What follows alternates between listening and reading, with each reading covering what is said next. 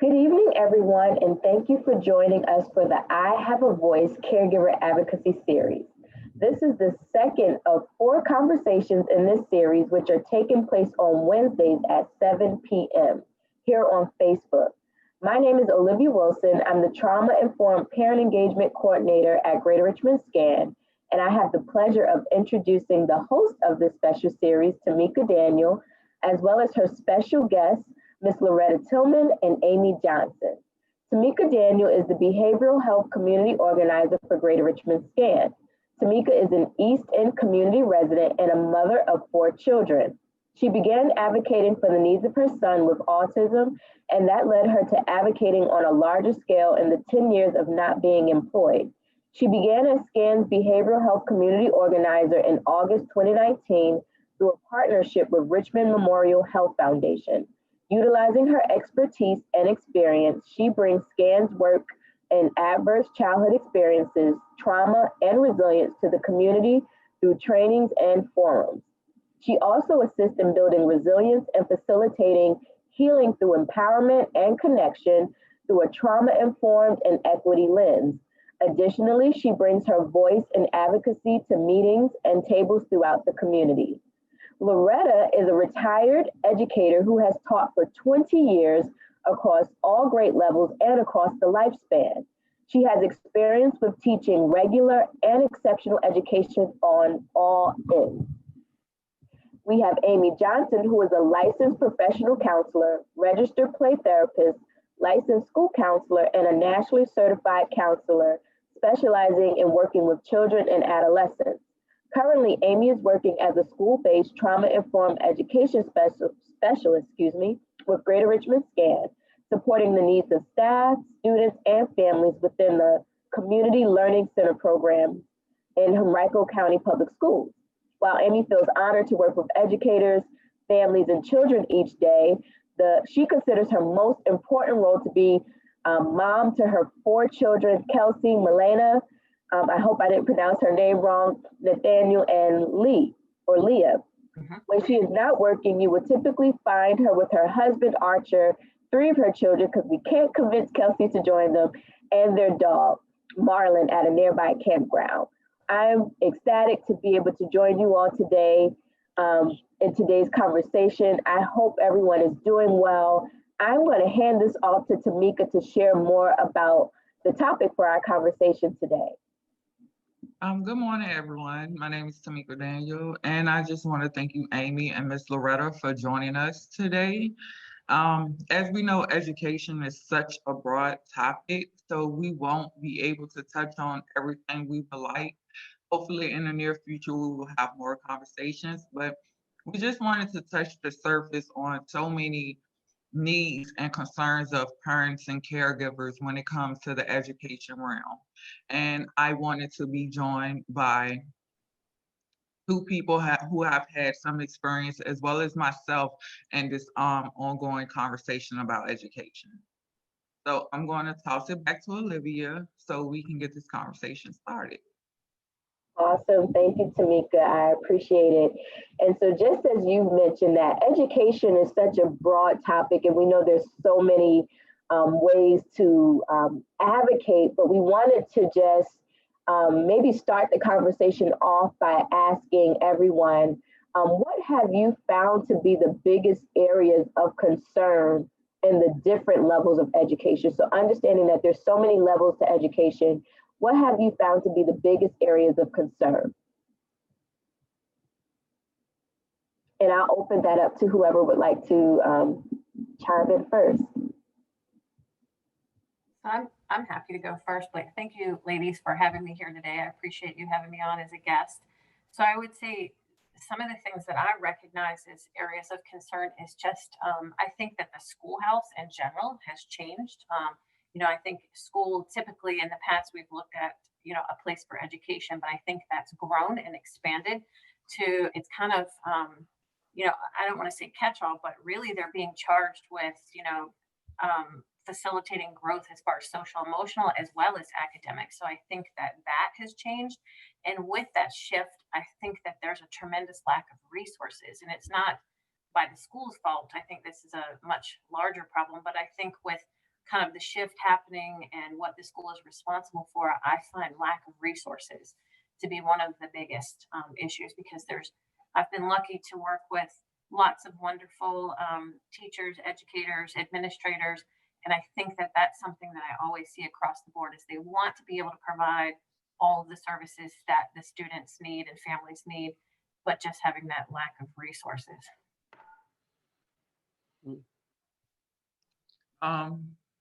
To piggyback off of what Amy was saying as far as resources, that ties into the area of concern that I'm going to talk about.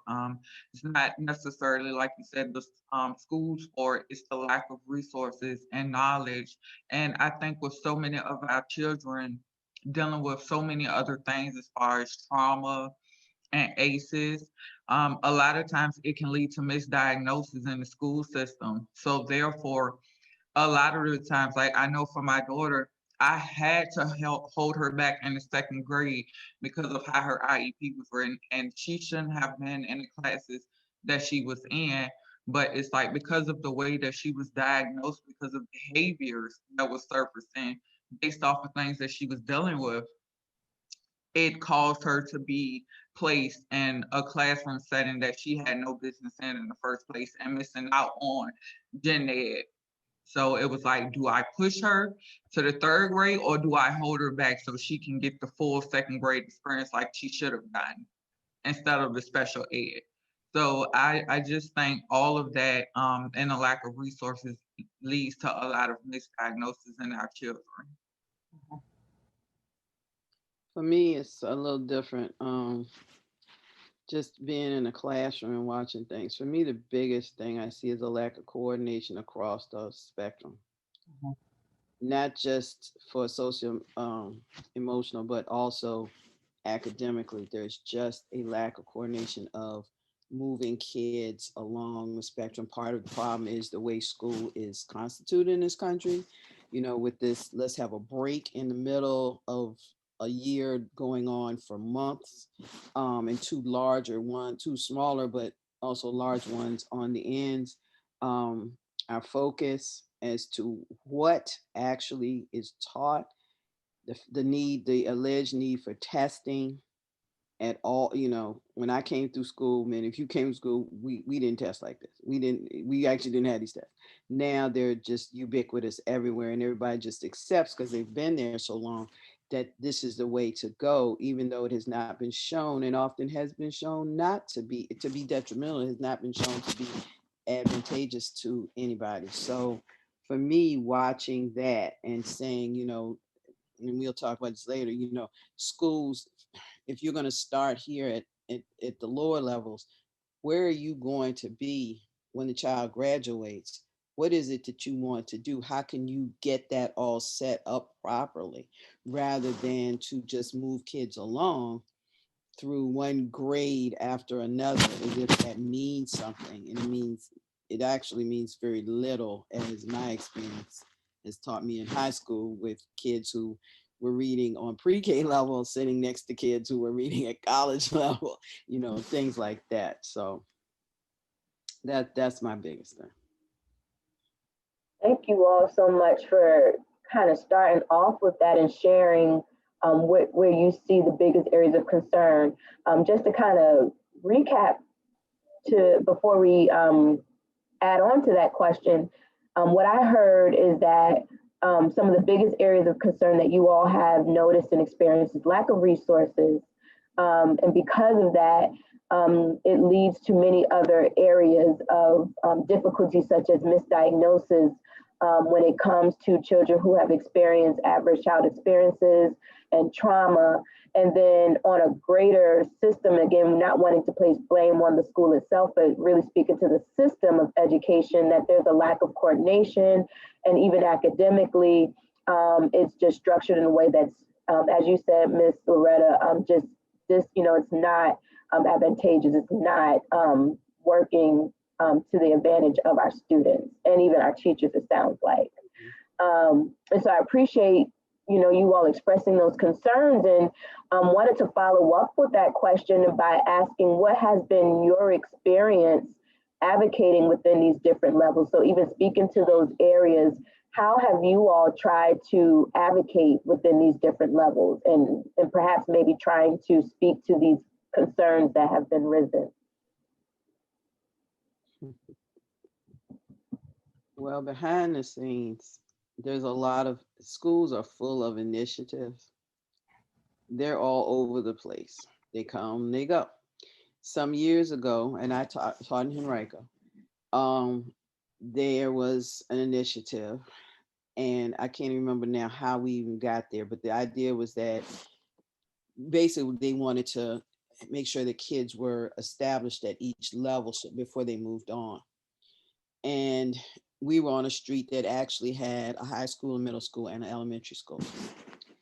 And I remember going to meetings for my department to talk about, are we at the high school level working with the elementary and the middle to come up with a coordinated plan about how this should go?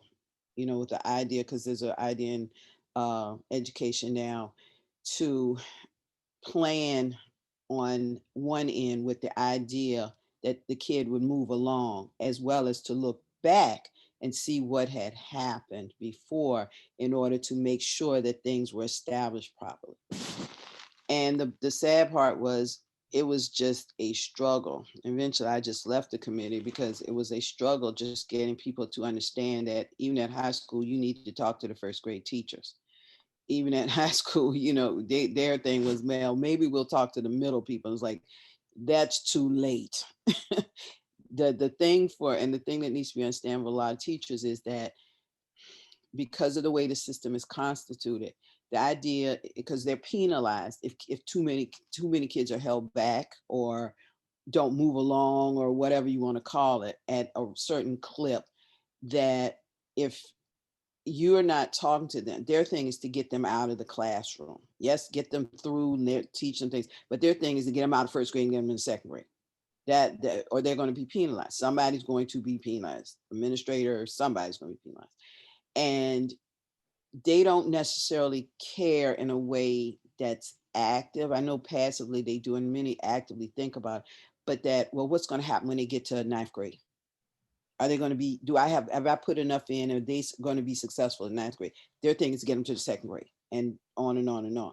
That then chops up everything and makes a mess. So that when they get to ninth grade, you have the situation, as I've had, where you have kids reading on college level and kids reading on pre-K level. Same thing with math, same thing with lack of knowledge base in science and social studies and other things. And that's all a function of that. And that's what I was trying to convince them, but without everybody's buy-in to say, we need to talk to the elementary, the pre-K folk, middle school folk, and within our communities and get them to talk within theirs. This is never going to work. And guess what? The committee eventually disbanded with very little having been done. And the initiative went on its merry way, and we're still where we are. Thank you for Teresa. Oh, excuse me, Miss Loretta. I hope I didn't cut anyone off. I just wanted to say thank you for sharing that, for kind of really giving that real life example of what, attempts at trying to advocate for coordination throughout different grade levels can look like. But as you stated, that we have so many initiatives, but oftentimes the follow through of figuring out how to really achieve those things is really what causes the hardship. So thank you. Anyone else would like to share what your experience with advocating within the different levels has been like? I know for me, it's been a rocky road. I've had my ups. I have my downs. As I stated, my oldest is 16. He was diagnosed with autism at 4, so I have had the experience of dealing with advocating from the time from when he was in the Head Start and pre-K all the way up until now when he's in high school and we're trying to figure out transitioning. So what I will say is what I've come to found is that, I had to establish relationships. I will say sometimes teachers in schools get a bad rap, and, it's not always them. They have specific roles and jobs and rules that they have to follow. So it took me being a concerned parent to actually get to know these teachers and develop relationships with these teachers. And upon doing that, we all realize that, hey, we all have the same common goal. We want what's best for the children. And going in meetings, it have been some moments where I wanted to, cursing people out. And to be completely honest, I did. But, luckily it was no hard feelings. They just knew I was passionate about my children, and I knew they were too. So it's just been a point of, like I said, talking to them, letting them know what you want. It's okay. They want to hear what you expect from them. That's what they want to hear. I had to let them know, like, hey, don't just call me when they're doing bad. Call me when they're doing good. And they would do that. I would get random voicemails of, telling me what a good job my son is doing. And that just motivated me to keep doing what I was doing, to keep having those conversations with my children. And it, like I say, it's been a real rocky journey, years fighting for one-on-ones for my son. But, at the end of the day, I was able to obtain all of that because I did my research. I kept going.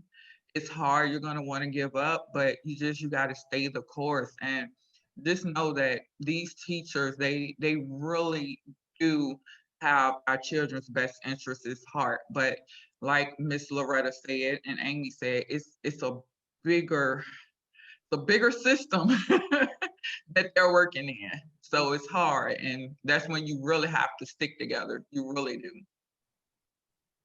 Yeah, and just to kind of piggyback on what's been shared, as a parent, I found that I was advocating for a child that needed an IEP as well as a child that really should have been identified as gifted. And I felt both of those advocacy routes like took just as much, like Tamika said, perseverance, persistence, and kind of educating myself. So I had, children on opposite ends kind of the spectrum, but still with needs. And I felt like needs weren't being met. So I had to kind of teach myself to advocate in different ways to get them to the places that they both should have been and the supports that they needed. On the flip side of that, so when I worked as a school counselor, it was me responsible for almost 500 students. So it was like having that background and knowledge. I understood I was the school counselor. I was also the gifted identification coordinator, for my school. And I sat on the child find team. So, I understood the flip side of it's just me kind of with 500, students. So then it was like professional advocacy on that end. How can anyone, provide the appropriate supports and interventions that are needed and really make sure that we're kind of helping to guide these, our students and families down the right path if it's just that ratio. That ratio was so off.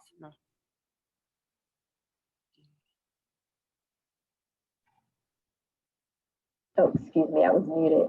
I said, wow, just, hearing how, you all have been in the trenches, both on a personal side as a caregiver, but then also in your professional roles, how you all have really been doing the work in terms of advocating for these specific concerns and areas, but then even on a more, on a larger scale, kind of looking at the concerns that we raised earlier on a more systematic level.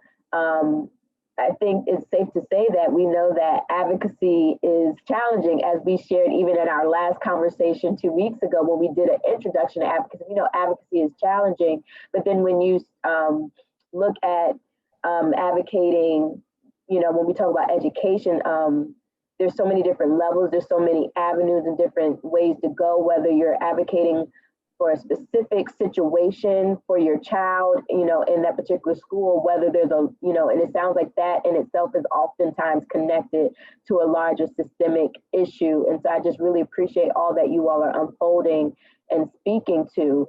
I want to ask another question. What other ways can caregivers advocate in terms of education? So again, knowing that's a pretty broad question, but what are some other ways that we can encourage or empower our caregivers to advocate for their children? I'll go first. I think the biggest thing for me to realize was I didn't know everything.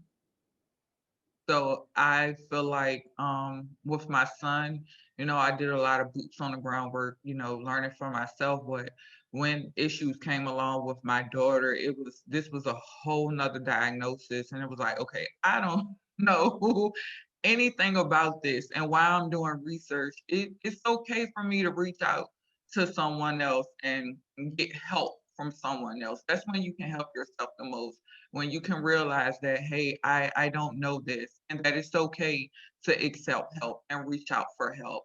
And as I stated, upon me reaching out for help is when I realized, and we realized, my daughter had no business in this education class that she was in. And while she had some things that she needed to work on, it could be done in a general ed setting, but with special accommodations in place.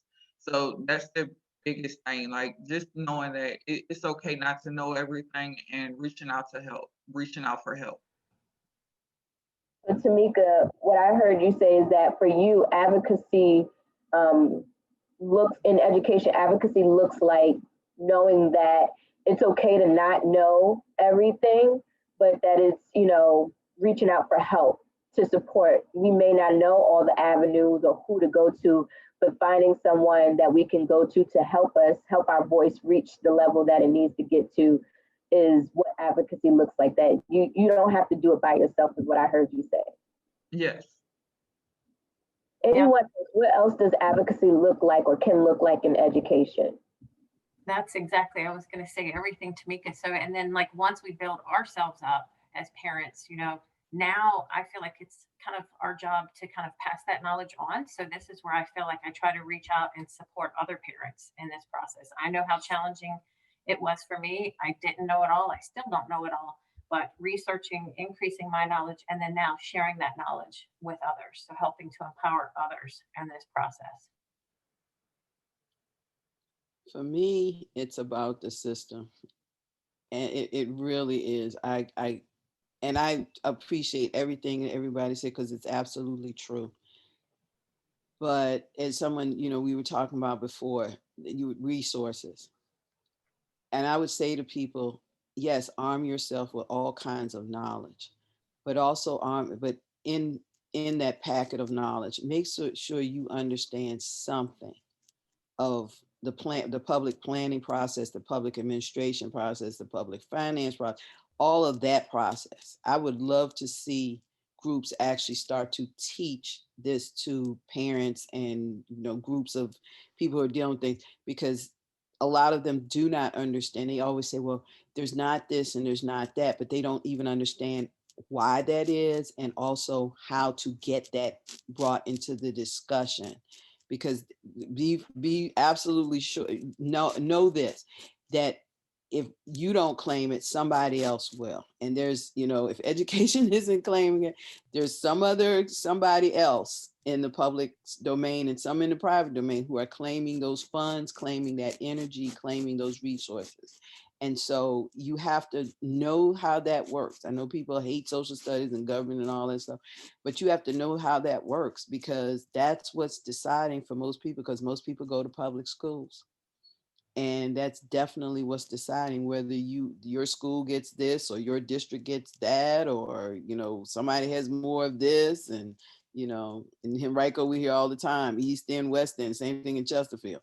Even in Richmond you hear that, and you have to say why. And people say, well, it's rich people over there, and it's like, no, there's people who are active over there. That's what you need, and they understand these processes. So that's what I really would like to see, so that parents could actually get out there and really make a case for themselves and their kids and their schools and whatever, so that they get those resources that are needed. That's really good. What I heard is that advocacy can look like so many different things. It can be achieved in many different ways when we talk about education. It could be connecting, building, as Tamika said, building those relationships with the teachers, reaching out to others who have had that experience with being able to kind of learn what's needed obtain that knowledge, and then also just the support through the process. Amy, I appreciate definitely what you said too, is that, as on the professional side, knowing that you have the knowledge, once you learn all that you have learned, how do you pass that knowledge on?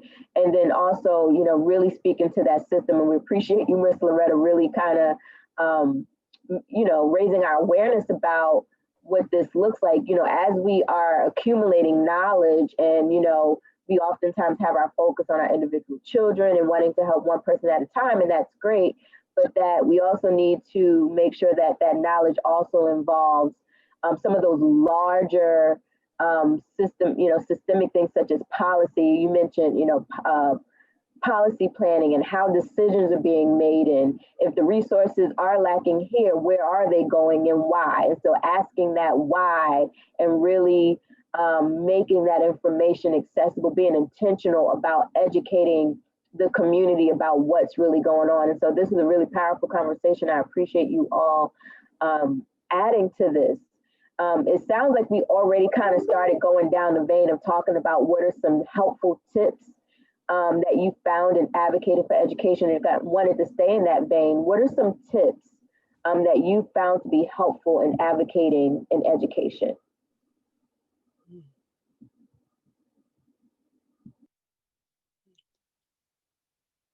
I think having a really good understanding of the process is what helped, because coming to that table as a parent and having that now and being armed with knowledge and persisting, like when I felt like I was being shut down because I knew the process, I think that's what really helped me in kind of getting what my kids, needed in school. So I think, yeah, having that understanding of the process, and then having an understanding of my child's rights as well.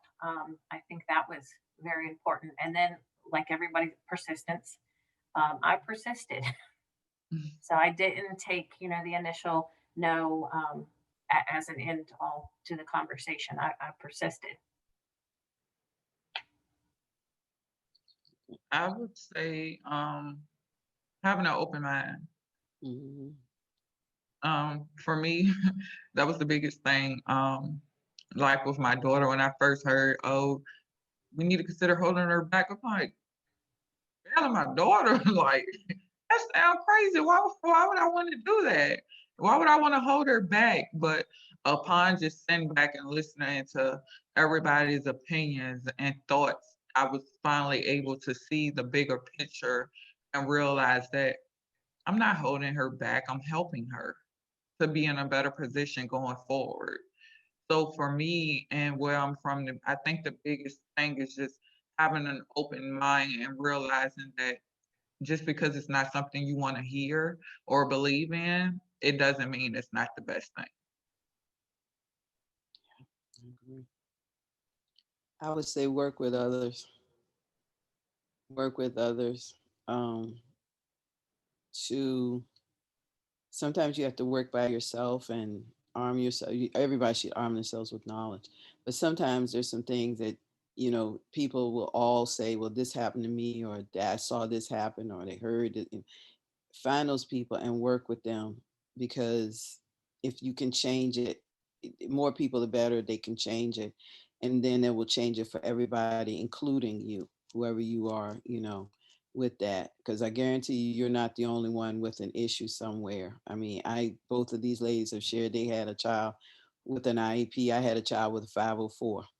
And this was years and years ago, because I'm older and he's almost 30 now. And struggle, yeah, absolutely, just to get a 504. And then to get that process through and activated, and on and on it went. So I absolutely appreciate where they're coming from, and I wish I had known then that there were other resources out there, other people who might be struggling or might have some common cause with me, and work with them to try to get something. But I was one of the warriors out there by herself, and I'm sure they were too. And sometimes you would win some battles that, and definitely they need to be won in some cases, and sometimes you would lose some that absolutely did not need to be lost. So that's my big thing. Find out who else is out there, find out what else is out there, and then work it. Absolutely. That sounds like some really helpful tips, because it sounds like even just how you explain, Miss Loretta, by finding those persons who have had those experiences, who have gone through the process.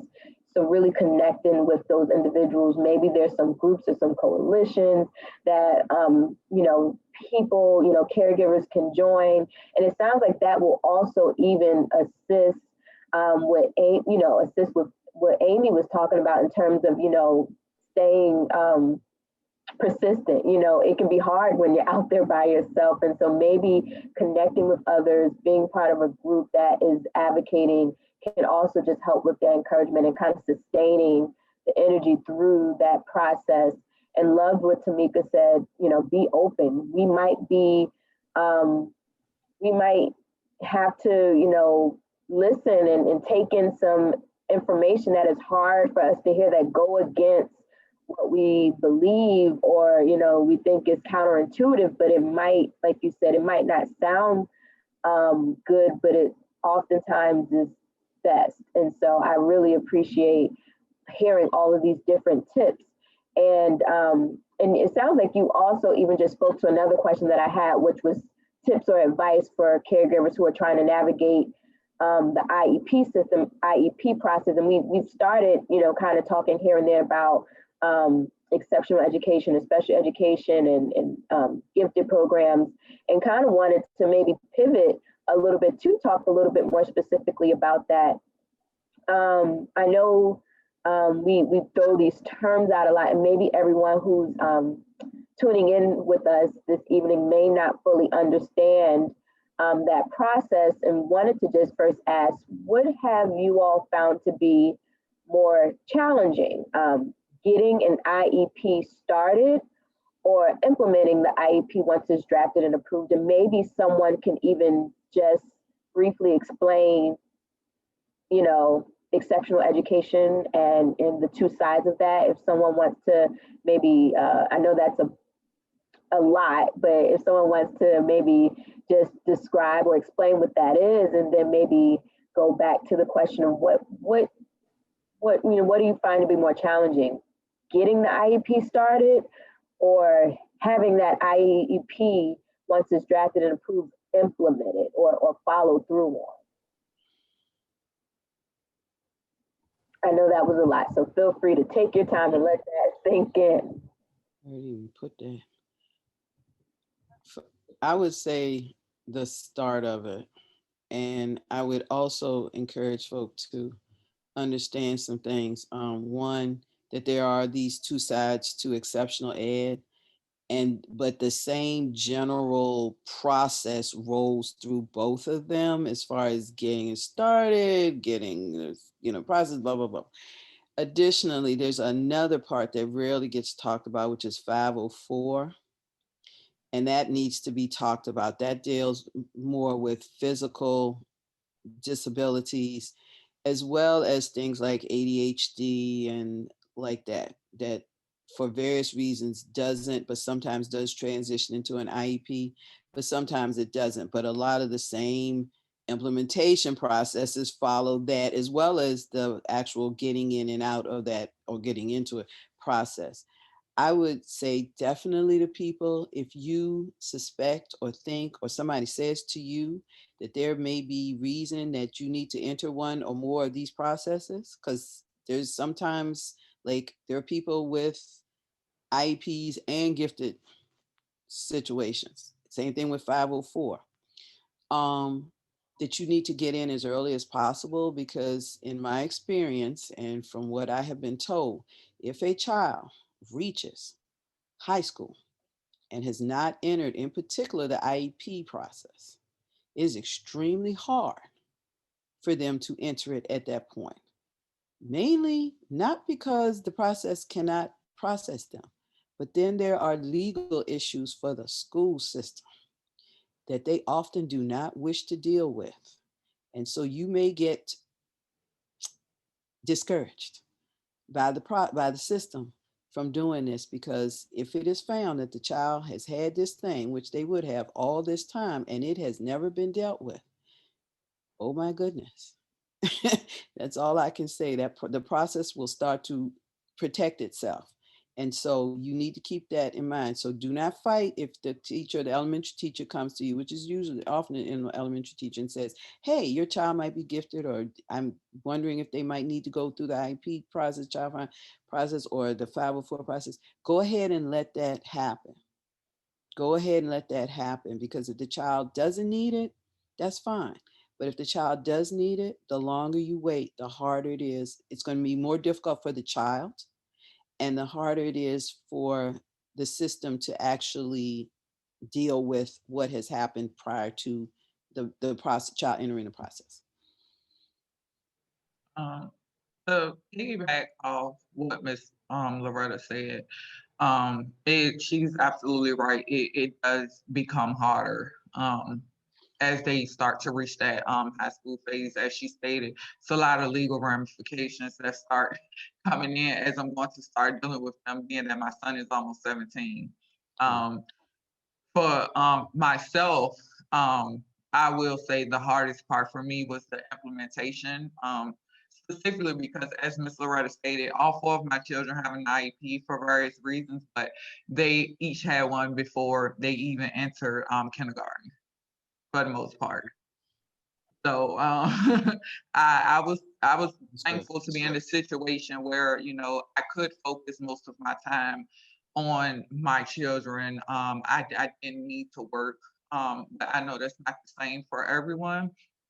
So for me, it was the implementation, because another point Miss Loretta stated about the resources and knowing where they come from is you will get met with a lot of resistance when you're asking for something with your child specifically. There's no funding available. But, you know, you have to be persistent and let them know that this document is law. So somebody gonna find some resources to get this done.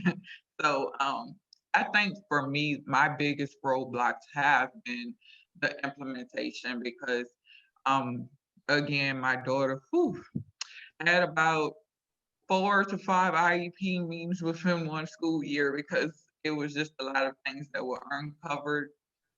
And we basically all had to get on one accord about what she needed and how it was going to be done. So I just think for me, the implementation process was hard, because for my children, they started their IEP process when they were fairly young. But to others whose children may not display the obvious signs that would automatically qualify them for an IEP, that's definitely, getting started would definitely be harder for them. I think both.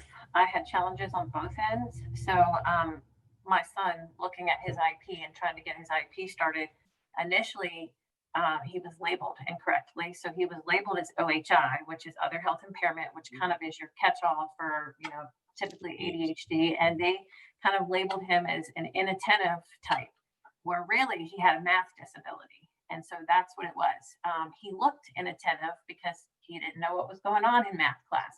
And I think it was confusing.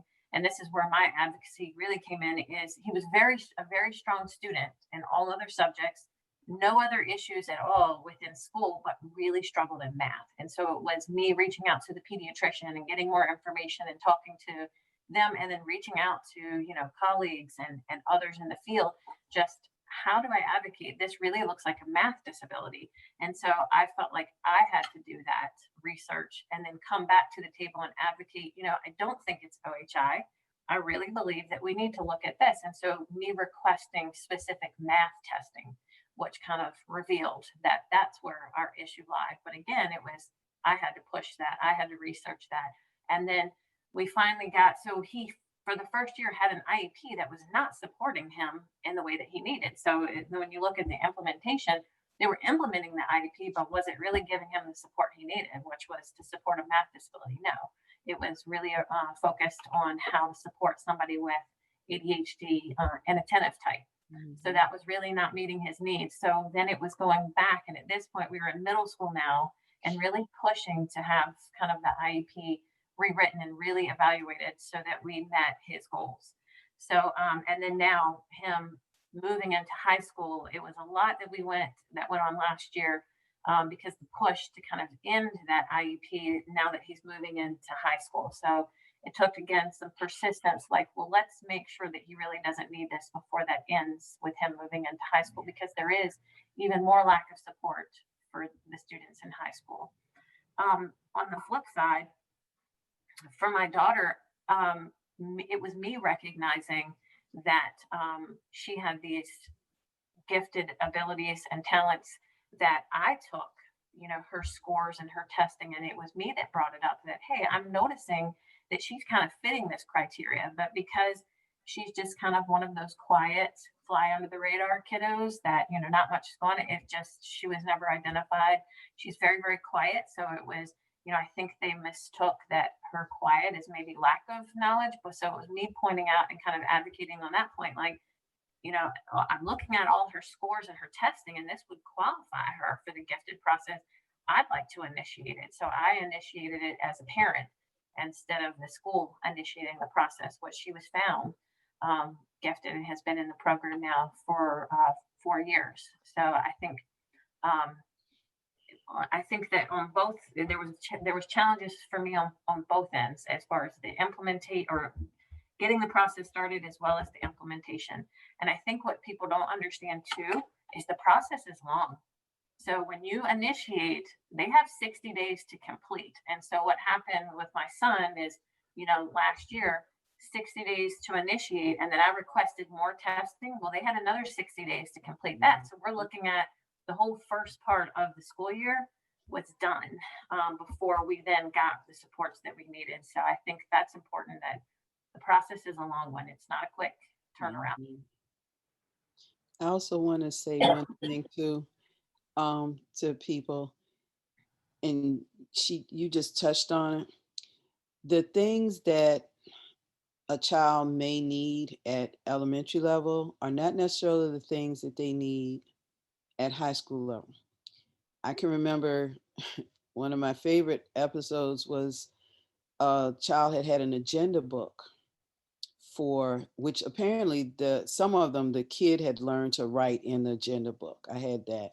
But I had some kids in the 9th grade coming to me with agenda books that they wanted me to fill out, just like a 2nd grade or 1st grade teacher was. And we aren't trained to do that. And I started with it, but then I went to his manager and I said, what's going on with this? Is he supposed, when is, what's going to happen? And because in 4 years he'll be gone and he won't know how to do his own stuff. He's so used to having one of us do it. Don't you think he ought to transition? And so they did get that done, but nobody had, the parent nor the managers nor whoever had been in the process with him because he had the things since he was like in pre-K. Had ever thought about transitioning him to managing his own situation, or did he even need the thing anymore at all, or what needed to be done? And that's why I would encourage parents, one, don't fight the idea, because I've had parents of making some changes as the child ages, because they're not, going to be 4 or 5 the rest of their life.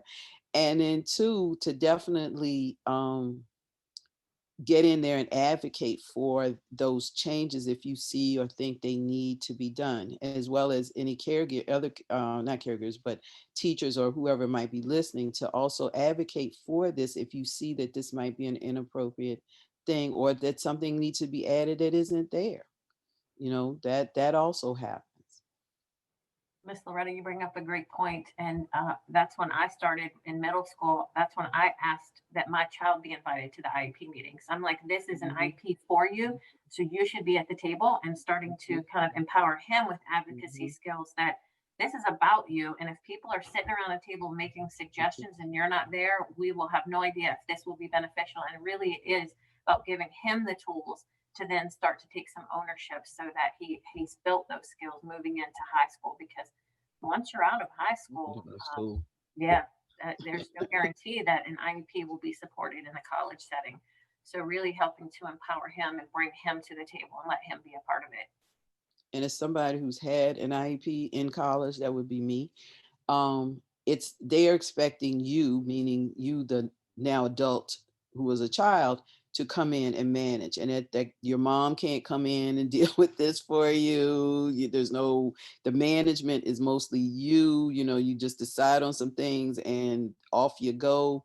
And if the child is not used to doing so, you make an excellent point that they need to be brought in so they understand that certain, I'm moving along to adulthood, and these are the skills I need to be building. These are the things, and the parent actually needs to start stepping back more, but also staying right there in case the child needs support, and let the child be as much as possible a driver of what is going on, because it's you. And if you need more help with math, or you need something very specific, your mom may not even know that or notice that, but you know what's going on in that classroom, and you know what might be useful to you and what is detrimental. So that I definitely encourage people to understand that's as you move along the life cycle, you're always going to probably need some level of support for these things, but you're going to have to be the driver in the seat, and everybody else is riding, and you tell them we're going here, here, and here,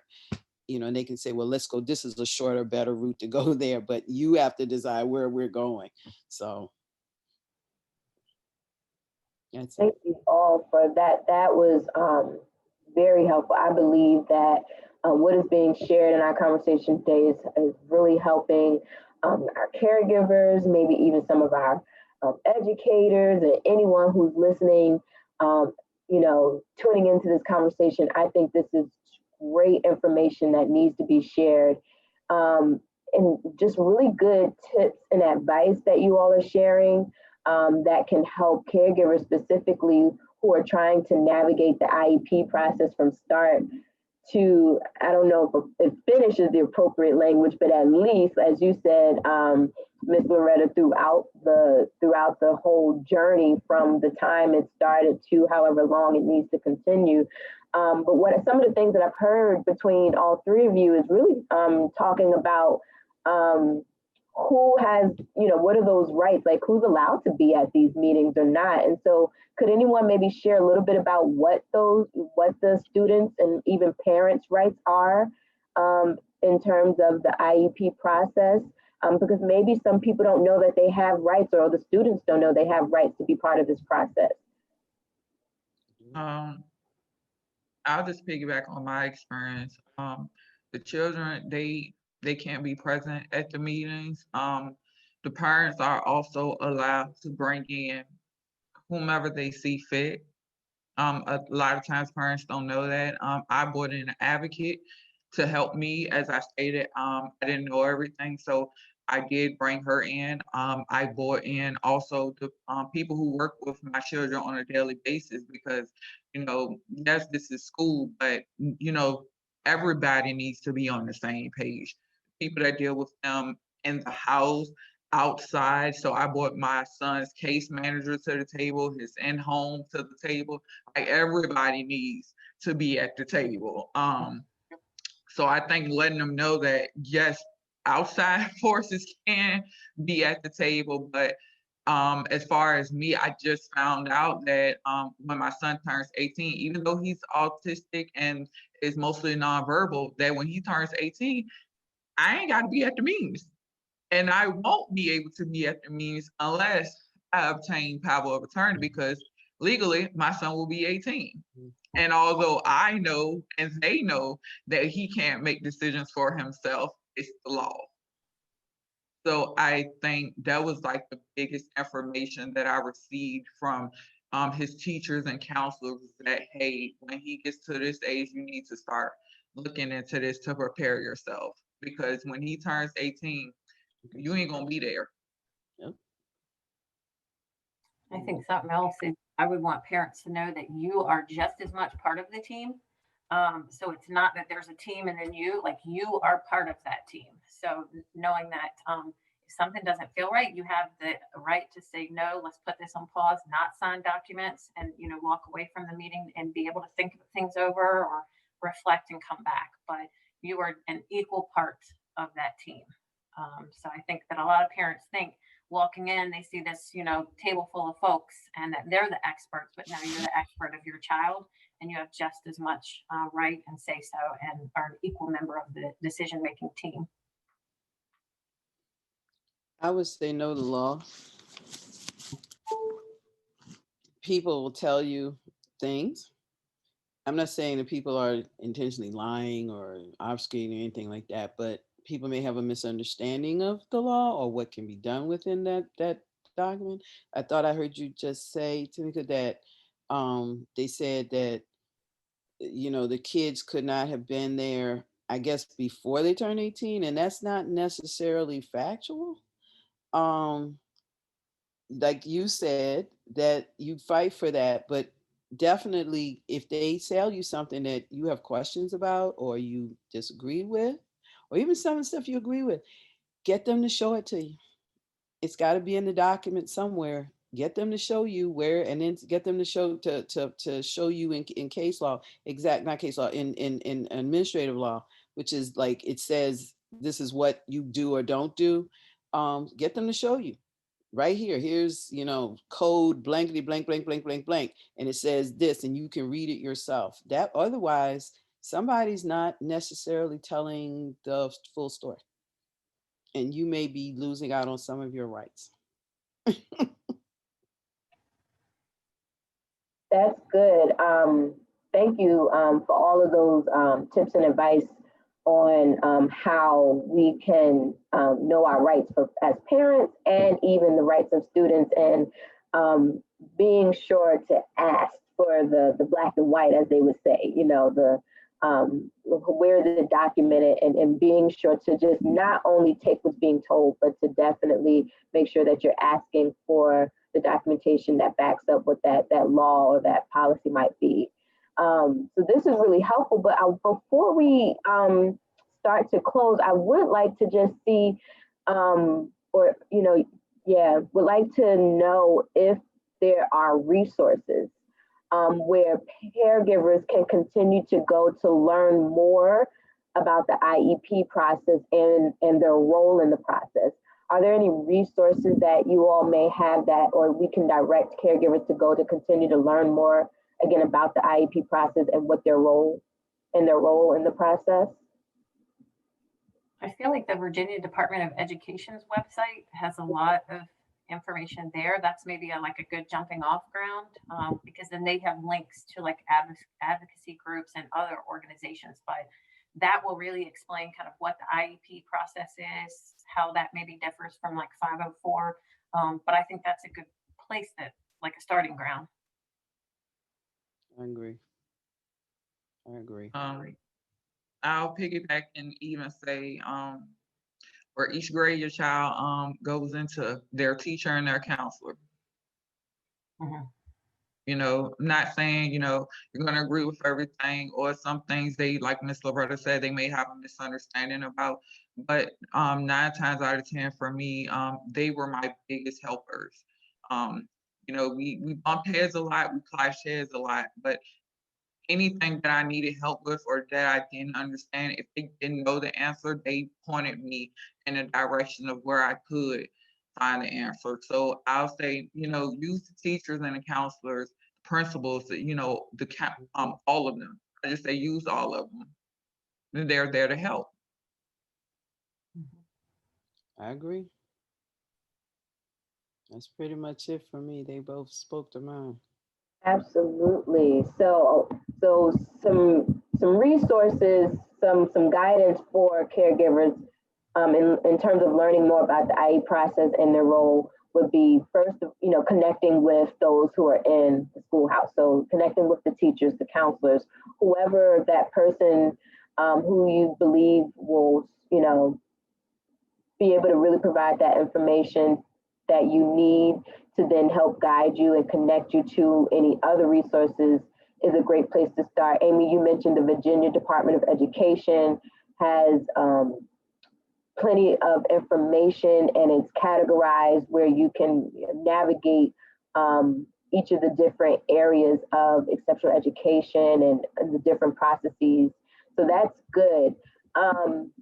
Any other thoughts? Any maybe perhaps books or any other websites anyone else would like to recommend? If not, I'm gonna turn this over to Tamika for us to close us out. Thank you, everyone, especially thank you, Amy and Miss Loretta, for your years of service in the school system. I will like to say and give a huge shout out to all caregivers and teachers and counselors and case managers and everything of that sort, because like I said, education is a broad topic. It takes a lot of patience, and just me being a parent and seeing the other side, and with the teachers and everybody in the school system has to go through, like, my child isn't the only child.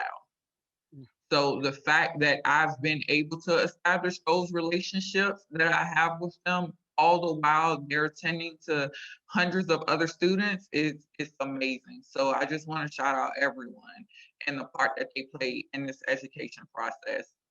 And we'll be back in 2 weeks for our next advocacy series topic, which will be mental health. So thank you, everyone. Thank you, Olivia, for facilitating again. And we'll be back in 2 weeks at 7 p.m. Thank you. Thank you.